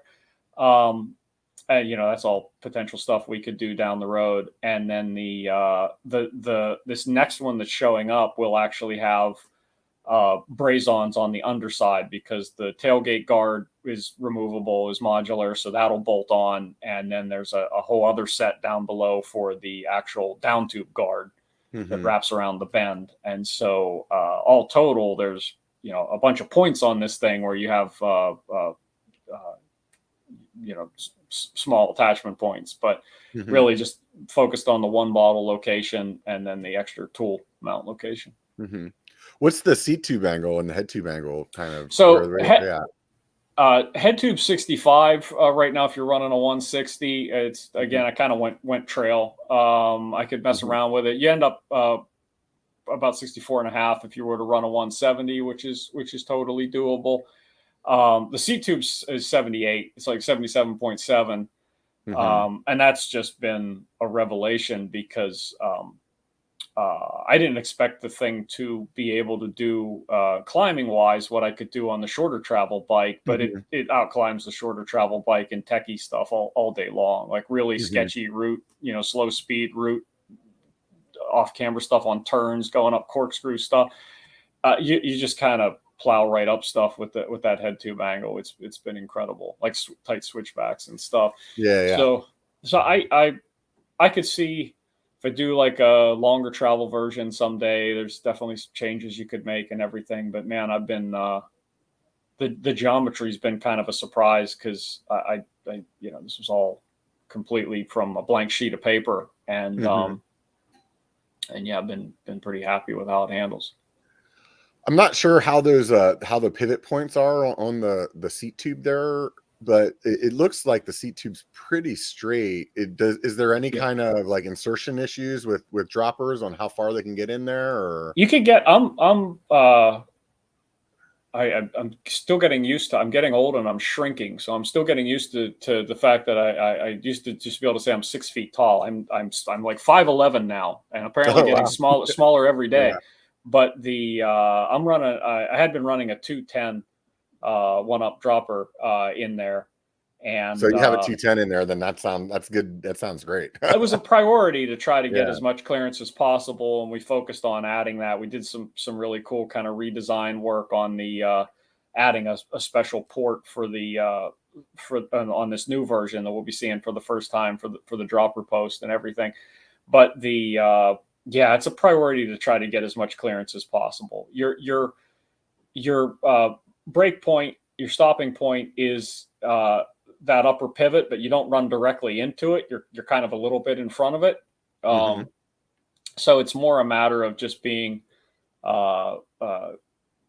careful with our design, where you don't want to say that, just you can cram anything in there, because we could try to make it so that you could just really go to town. But I figure at 5'11" on a bike with like 490 millimeter reach, 490 millimeter reach adjustable, it's I was pretty happy that the 210 works well. I thought I was going to have to reduce the 210, but it swallowed it up just fine. And in fact, I think I probably have a little bit of room to spare. I feel like that's a pretty good spot. I mean, if you could fit a 210 in there, if you had somebody that was really tall, like looking for one of those 240s, they probably wouldn't have it slammed with the 240. Yeah. You know what I mean? So they could probably still get the drop that they needed and fit it in there. But I mean, a 210 I'm 6'2", and I don't know many guys that are running a 210. You know what I mean? Yeah. Like, it's definitely, the sweet spot I think a lot of people are at, or, around that, 170 mark or whatever. But I mean, I think that 210 is, to me, it's like the standard, at least for me now. Yeah. I definitely remember when I first got into droppers, I remember thinking a 125 felt like the seat was gone. And now I'm like, I find myself even on the 210 sometimes trying to push it down a little bit more. And I'm like, no, that's it. That's the bottom. Yeah. You want as much as you can get. And I mean, the real challenge is sizing and everything, like I'm happy with where things are now, but the future, if we're only doing the one frame size right now, that's super easy. Life gets difficult when you're trying to do a smaller frame size and you still want that same capability, because those are the people who really suffer. The people that you have a smaller frame size, you just don't have enough seat tube to get that insertion. And so that's the type of thing where, but I think most people that are buying a small they're going to need, like, if they had a 170 on, I would think that they were probably on the wrong frame. You know what I mean? Yeah. You don't want to have those compromises, though. You never want it to be where, like, somebody's penalized for that. Yeah. If you can at least get them enough clearance. You brought up a good point there, though, with the sizing. I wasn't thinking about until then. Is what is your plan for sizing the frames? I mean, some of them, there's some historical ways to go about doing it. It's pretty much just shrink everything, and then nowadays a lot of companies are starting to have actually like different different geometries, let's say, Yeah. for smaller sizes or larger size frames. What direction do you think you'll go? I think that's really cool, and the direction that I want to go is modular. So the dropouts are modular on this thing right now, and so the first version we're doing is going to have 435 millimeter chain stays. So rear center is going to be 435 millimeters on it, but I already have the part drawings for 445 millimeter chain stays, and I think that's a really good way to go. Is if you could do modular like that, then if we do a larger frame, it would ship with the 445s. Any frame below a certain point would ship with the 435s, and then you also have the ability to fine tune. So to me, that's like the best case scenario is if you can have size specific geometry, but you also have some degree of tunability in there. You know, you might have the tuning that you're talking about, like some kind of chip, or is it like no? It's just like different dropouts kind of pit point. What was it? No, they're just two chain ring bolts, like chain ring diameter bolts, holding the dropouts on. Kind of similar, like Banshee's done similar things, and there's some other people who do it when you want that like really range of adjustment. And I messed around with a lot of different systems, and man, I remember riding single speed 29ers back in the day and stuff, and they had some janky adjustable features with dropouts and stuff like that, and that stuff would always loosen and creak and drive me crazy. And it's like this is as close to permanent as you can get. Two big ass bolts holding everything together, and it jigsaw puzzle pieces in, so it's like locked in. Because again, it's got to be totally quiet and bonkers. Yeah, I had a Santa Cruz Chameleon hardtail, and they had like some kind of adjustable dropout kind of deal on there as well. Yeah. I mean, anybody that's going to do it well, they do a really good job with that stuff. And I think they've had many generations of that as well. I remember the early versions were different than I think what they got going on now. There's a bunch of different ways out there, but this is just a totally modular piece. Both the drive side and the non-drive side are adjustable. It sounds there's a whole bunch of reasons to do it that way. The other thing you got to contend with when you try to do like slidey adjustable ones and stuff like that is you got to deal with your disc mount, and then you're usually doing some kind of crazy cockamamie thing with the disc mount. And this way, it's just like you bolt on the dropouts you want, and your brake's ready to go. It's set up for 180 standard. So you can adapt up to anything larger than 180. But you just bolt the dropout on and you're ready to go. So that's kind of my vision for that. And then we actually do have essentially an enormous flip chip built into the head tube of the bike. So the first size we made here is adjustable reach and wheelbase. So it's 480 or 490. Depending on where it's just like a offset in the headset or something like that. Or? Okay. So it's just a exactly. It's basically the way the frame is designed. You have the giant bond with the lap joints, but then there are pieces inside there that are bonded, and the head tube is a bonded section. And then into the bonded section, you can slide these cups that are adjustable, and they just flip it around. So it's just kind of like a reach adjust headset. Right on. It's good. That the little details like that you've been explaining, just I think it goes along with your personality set of just being like a tinkerer. So you're like, oh, if I had this bike, I would want to be able to change the reach a little bit, or I might want to change the dropouts just a little bit. So yeah. I mean, it's kind of cool stuff to mess with. I tried to make it really practical stuff. Like some of the early prototypes had flip chips, and we engineered a kind of kinematic flip chip into the portal. Jameis wanted to be able to run it as like a 27.5 plus or a 29 bike, and so there's like a small degree of adjustability built in there. And there's some kind of cool stuff that you could do, but these seem to be like really useful, strategic, modular things. Where, as I said, like if somebody wants the feel of a larger bike, I would love to. I've put off paying for them right now and having them cut to make those 445 dropouts, but obviously I would love to try it out with the 445 dropout and just take it down the same thing I've been, running down all the time. With the head, the reach adjust, it's relatively easy change to make. And so I've tinkered around with that both ways. And for a while, I thought I was in love with the 480, and it's basically like whatever's fastest. And then I went back to the 490, and I had a good time on the 480, and then went back to the 490, and it was even faster. So I'm all 490 right now.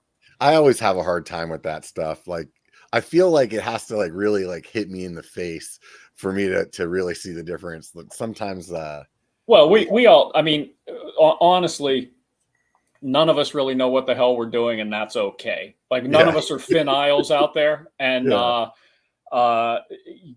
number of people, like the Venn diagram of people who understand changes to their bike tuning and people who wish they understood changes to their bike tuning almost don't overlap at all. It's like a totally different animal. But you know what? That's okay, because it's really fun to mess with this stuff. And that's a big part of it, is you learn from that's how you learn, like if you have some adjustability built in, it's certainly fun to mess with. And so, all the different suspension settings and some of the other things of everything that we could adjust, that wheelbase and the reach and the chainstay length seem to have the most impact on like what people would be able to really experience. So as far as your bottom brackets, that's just a normal like 68, 73 kind of thing? Oh yeah. I'm a guy who's had a lot of bad experience with press fit bottom brackets, and I'm all about the 68 millimeter threaded bottom bracket. So good old threaded bottom bracket. We did it with the credit to Jordan at Serta here. This idea is really cool. I mean, plenty of people have done something similar, but the way this was done is just super clean. The ISCG05 tab for the chain guide is one of those ones that slides over the bottom bracket and is trapped on by the cup when you install the bottom bracket cup. Yeah. So like lots of people do it, but the way that it sort of organically fits into the frame, where it looks cool without it, but it looks cool with it, and it doesn't require like splines or anything. It's just, when you have a bike that's kind of as radical looking as the bike is, you expect shapes anyway. So it's essentially just a shape that fits on there that, like I said, when it's not on there, you don't really notice anything missing. But when it's on there, it looks like it was made to be there. And you would think it's just molded right into the frame.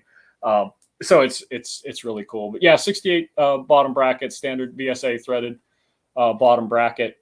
And then your spacing on the rear is just regular boost. It's not 148. Like, yeah. With the dropouts, you have some degree of future proofing there too, because I'm first and foremost like a consumer, so I'm really aware of all these things where it's like, I got stuck with this, and now the world's moved on, and so that I got to tell you, that was a factor as well, as thinking about like, is there some things you could do to help future proof a little bit?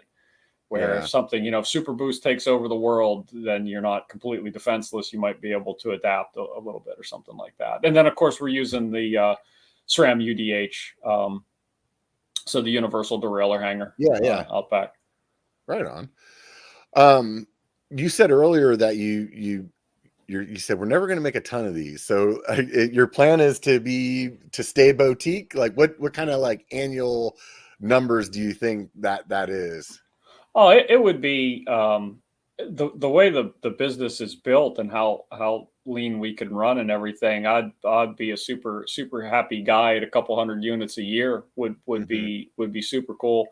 And above everything else is that I want to make bikes that everybody can ride, and I don't, I want to make something that has the performance of a Bugatti, but not necessarily the price tag. So I'm not trying to be that guy. And that's the most rewarding thing, is if I can get enough volume to drive the price down, drive my cost down, and then just like pass that on. I hadn't realized how expensive a lot of the frames out there have gotten. So right now the frames are 5,000 with a Fox or a RockShox shock, which seems really expensive and is. Right. but I was thinking, oh man, that's a real premium. And it's, when you see it, it sort of makes sense. It's a really unique piece of equipment. But I looked at, I didn't realize the MSRP on a lot of the frames these days are over $4. Yeah. The nicer stuff that's out there is really up there. And yeah, the prices, I mean, you could say some of it is, COVID or whatever, but I think all in all, like, prices have been going up. And I hate saying this, but I mean, I'd say probably 5 years ago, or maybe a little bit more, I would tell somebody, if you bought a $3,000 bike, like, you had a really good, like, yeah, middle of the road bike. And I think that same bike now is probably like $5,000. You know what I mean? Where that's it's probably just, true. yeah. I mean, It's legitimate. I mean, the transportation costs and everything went up, and a lot of these companies have a lot of overhead. But there's above and beyond just the kind of product that we're making, that we're trying to make, that I'm trying to make really cool. Again, there is that kind of production philosophy that is being able to be successful with small batch. And yeah. being able to say, like, I mean, the number one thing that a lot of people run into is you end up making compromises because you've committed to a $250,000 to $500,000 inventory buy, including tooling and everything else, to make your dream come alive. And the sad reality is when you're that leveraged, the world could move on, and seat tube angles could change or something like that, but you've got to sell what you brung. You know what I mean? And it's going to take you a long time to go through them. And what I want is flexibility. This is a digital file. If the world ends tomorrow, the digital file moves, from that part that's crumbling away over to this part that's crumbling away, and you could build these things with a minimum number of externalities. We eliminated a lot of the tooling, we eliminated a lot of the heat treat and the other steps and the processes and stuff. So that lets you do things like, I got 25 people that want a small. Let's do it. Let's make a small. And when you can get the sizes down to that degree, then you really are a consumer driven company, which is ultimately what I want. If everybody wants a high pivot version of 3VO suspension for a park bike that kicks ass, I don't need my financial advisor to clear it for production for $1 million. It's like if 25, 50 people want them, I'm crazy. I'll put the time in to develop it, and because I'll want one too. And let's do it. Without money and market and all that other stuff in mind, like, and I know you still have, quite a bit of work to do to get yourself where you're producing what you're putting, or what you're developing right now. What would be the next thing that you would consider? Would it be like a mullet, or would it be a high pivot kind of thing, or putting a motor on it, or like, what would be like if you could just move in any direction you wanted to right now, what would you look at? Yeah, the E thing is really interesting, but that is a lot like, if anybody has looked at like buying a 3D printer, there's an analog to being a manufacturer looking at e-bike motors right now, because in the time that it's going to take me to finish this sentence, somebody's come out with a better system, better motor, and availability sketchy, and you want to find kind of like a good partner. And I would want it to be on par with what we're doing with the, analog or muscular bike, whatever you want to call it. It would have to bring something new to the table and be innovative and cool.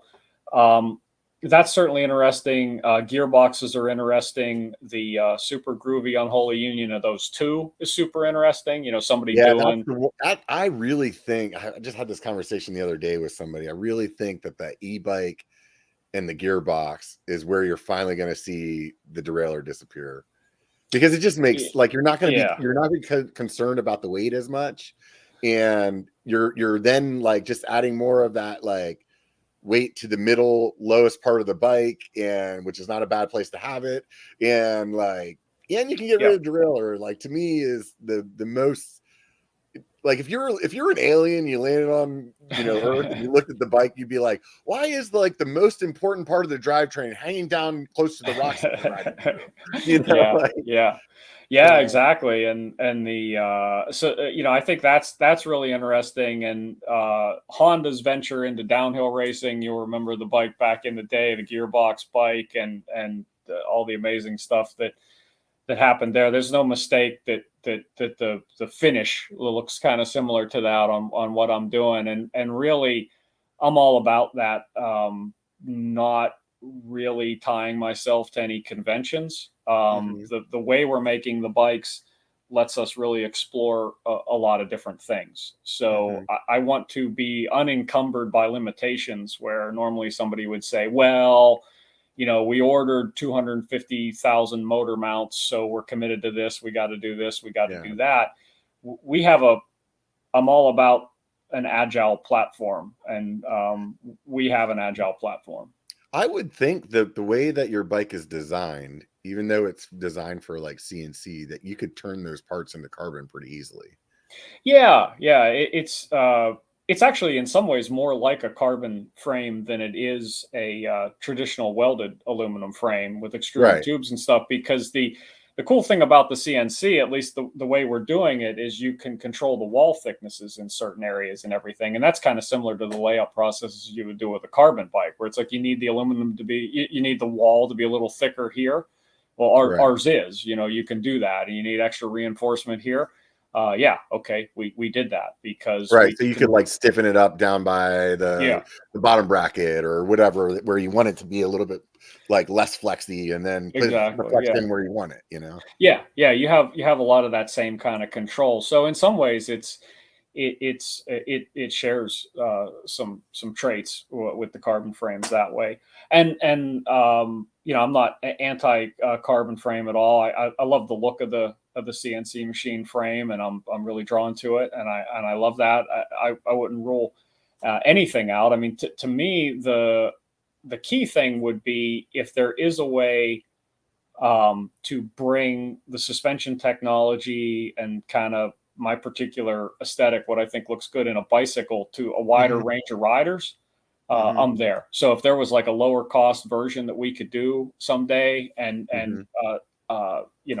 this thing is a total blueprint for being able to do lower cost versions, and that's the type of thing you partner up. And if somebody wants to get on board and push the go button on a bigger project, we got a great proof of concept bike. But so there's a lot of things that could happen that would help bring it to a whole wider range of riders. But at the same time, the agile manufacturing keeps us able to pivot into additive and all kinds of other things as well. Already there's parts of the bike that are going to be 3D printed. But that technology is, again, changing so fast. That's like the motor situation, where every time you blink, somebody's completely developed a new additive manufacturing method. Yeah, who knows where that stuff goes? I mean, honestly, like if you were listening to the 3D printing companies, they would get you to a point where there's some day where you're like, hey, I want the new ministry, and you just load the stuff in your printer and you print one out at your house, and then you're like, oh, there you go. I have some truly radical ideas, but that's there's probably a 10-year development curve on this, where all the things that you could do, and some of the technology isn't there yet. But really, I'm anticipating, and in kind of a similar way that I kind of thought the internet was going to be a thing, I really think that rapid decentralized manufacturing is going to be a thing. And so this is just the way to do it right now. But I'm all about the flexibility, and the way we're doing it now might not necessarily be the way we do it in the future. The things that would stay the same would be the emphasis on the ride and the suspension performance, and it looking like it means business. Yeah, I know. The thing looks amazing. What you were saying about the printing, I agree with you, man. I really feel like before I had a 3D printer, I would hear people talk about it, and it didn't really register to me like what the power of that was. Yeah. I always wanted one, just because I'm a guy like I come up with ideas all the time. So it's really fun to be able to just think of something and make it. But once I had it, and I really you really understand how easy it is to just like fabricate something or to get something that like you're like, oh man, I wish I had a little different mount for my Garmin that fits a 35 millimeter handlebar, and somebody already did it for you. You know what I mean?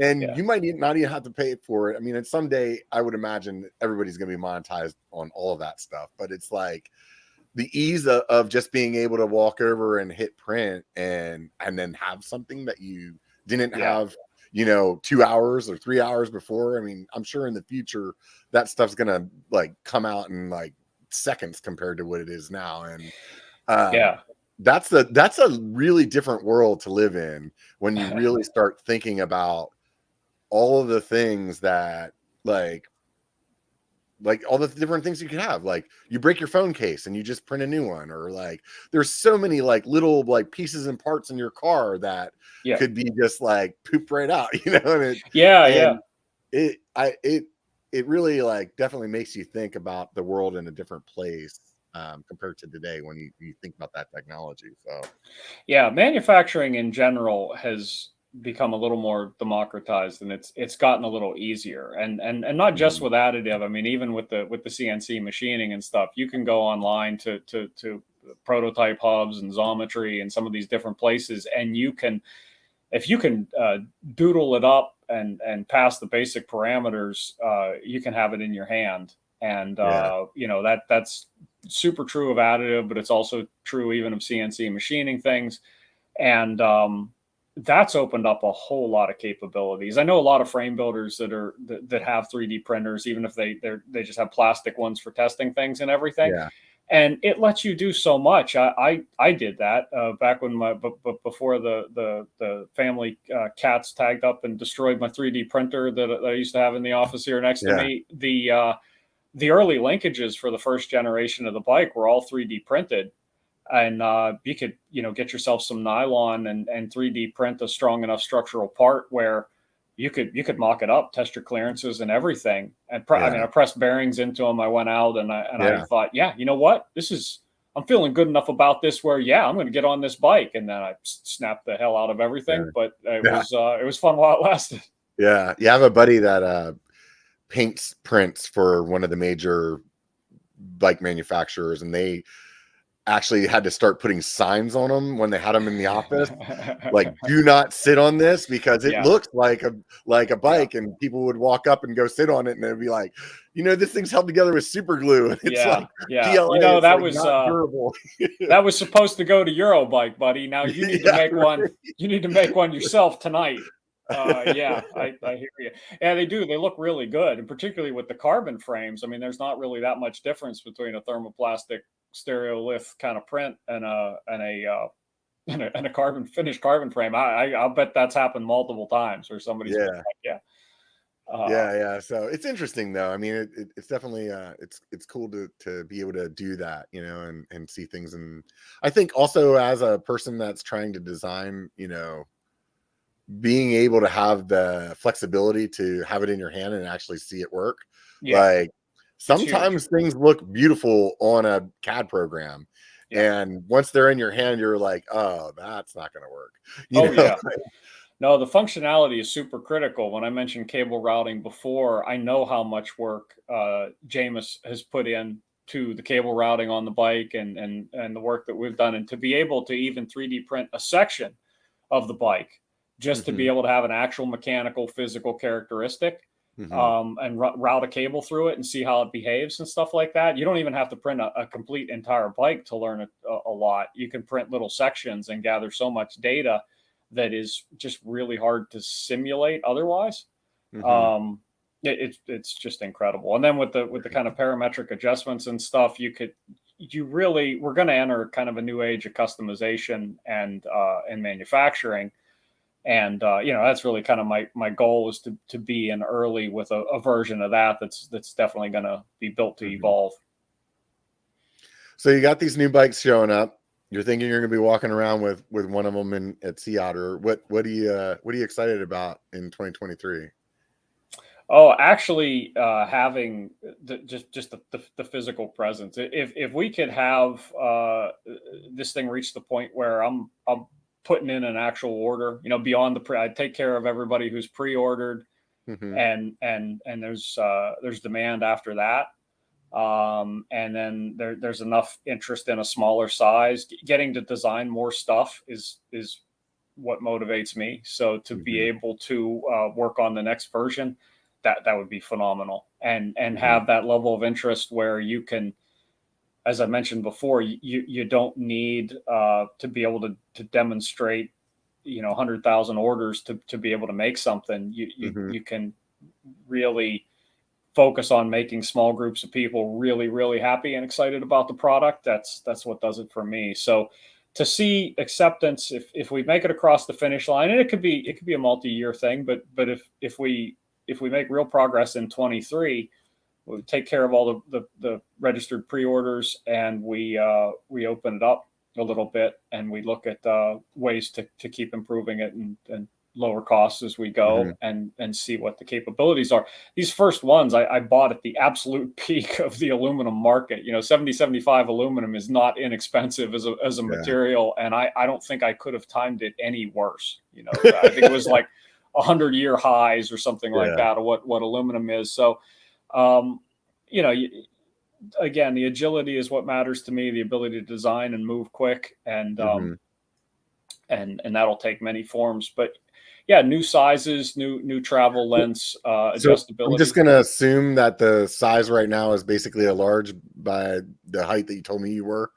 Yeah. It's funny. You can always tell you could almost tell the height of any brand owner, like company president or whatever, based on, what they call a medium or a large. And it's probably a little long for me. It's by some standards, I call it like a medium large, because it's like a 480, 490, but plenty of people have been like, dude, you're high. Like a 490 is not, that's longer than some people's XLs, so it's a pretty long bike. But with it's so hard to explain to people these days, geometry wise, with the super steep seat tube angles, are really long. I mean, I have a friend that I ride with who hopped on it, and he's probably 5'8", 5'9", and he's like, this feels really good. And to some degree, that the way bikes have gone, where the seat tubes are essentially as small as you could get them. I mean, the next size down might have the same seat. I'll probably take a little bit off just to do it, but this is as low as we could possibly drop it. This bike is real radical angles, and it's dropped real low.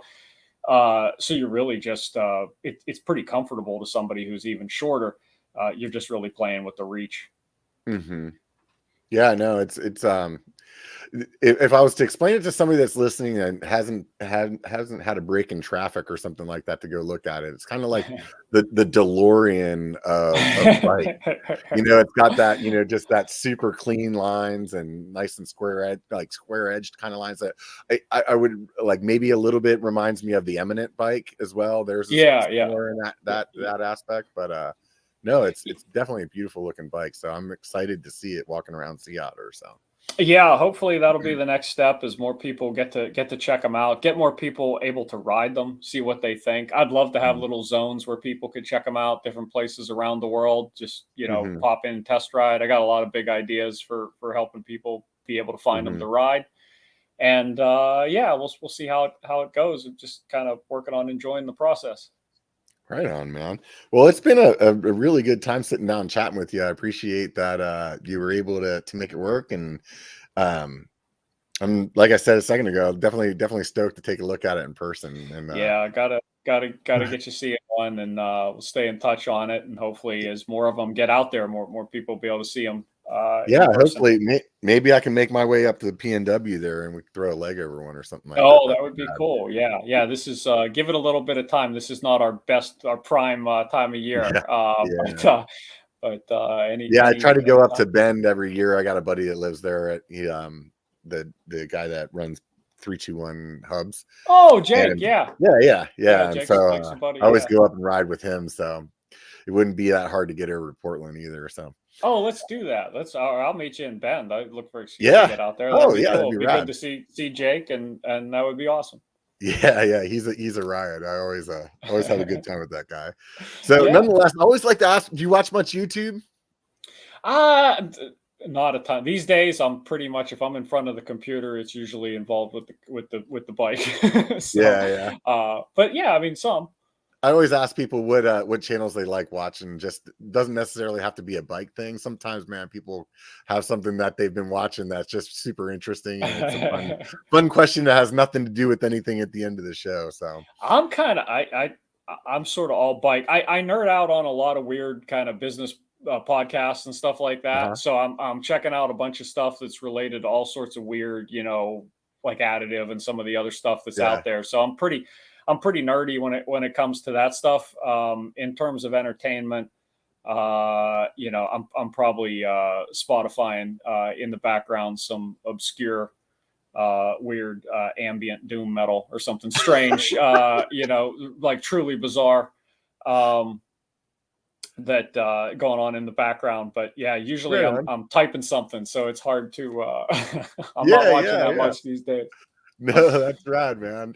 Like I said, I definitely had a great time chatting with you. It was lots of fun. So looking forward to seeing more from you in ministry, and anybody out there that hasn't given him a follow over on Instagram. Do you put the same stuff on Instagram and TikTok? I've just been running. Yeah, I've just been keeping it simple. It's basically an extension of my day. Is just hit Instagram, hit TikTok. I haven't gotten fancy with it yet with mixing up the mediums and stuff. I'm just kind of keeping it simple because I'm a one-man band. It's kind of I totally understand. Believe me, I know there's only so much time in a day, and it's like, what do you want to focus on?